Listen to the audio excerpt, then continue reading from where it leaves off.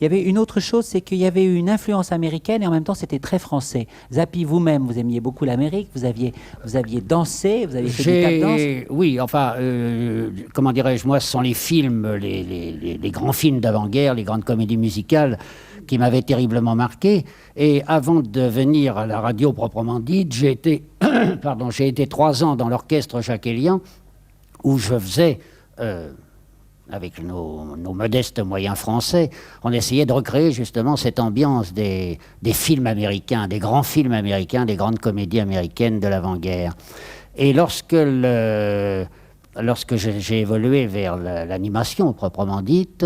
Avec Ça va bouillir, qui a duré Ça va 10 bouillir, ça a ans, été un petit peu plus tard. Le feuilleton Ça va bouillir est arrivé un petit peu plus tard, dans les années... fin des années 50, début des années 60. Mais lorsque, par exemple, j'ai démarré sous le chapiteau du Radio Circus Le Qui Tout Double. Le Qui Tout Double était une émission qui avait déjà qui avait eu ses heures de gloire en Amérique sous le titre de Double or Nothing.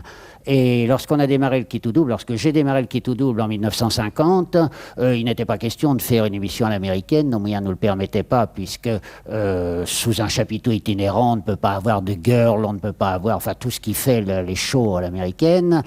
Et on a été obligé de franciser. Mais Louis Merlin, qui était mon patron direct à l'époque, a beaucoup regretté de ne pas pouvoir faire justement cette émission telle elle était présentée en Amérique.